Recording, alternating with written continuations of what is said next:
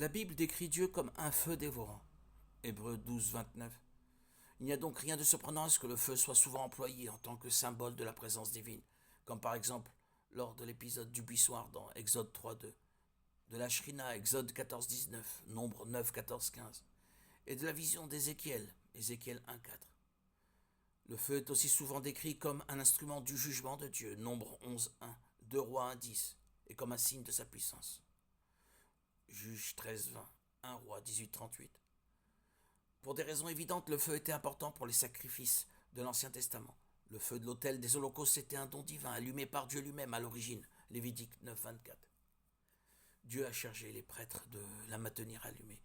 Lévitique 6, 13. Et a dit clairement qu'un feu d'aucune autre source n'était acceptable.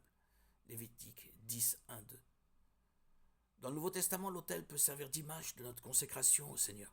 En tant que croyants en Jésus-Christ, nous sommes appelés à offrir nos corps en sacrifice vivant. Romains 12, 1. Submergés par le don divin du feu inextinguible du Saint-Esprit,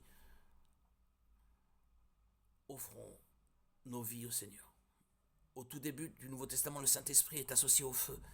Jean-Baptiste annonce que Jésus vous baptisera du Saint-Esprit et de feu. Matthieu 3, 11. Quand le Saint-Esprit a commencé son ministère au sein de l'Église, il a choisi de se révéler sous la forme de langues de feu, descendues sur chacun des croyants. À ce moment-là, ils furent tous remplis du Saint-Esprit et se mirent à parler en d'autres langues, comme l'Esprit leur demandait de s'exprimer. Actes 2, 3, 4.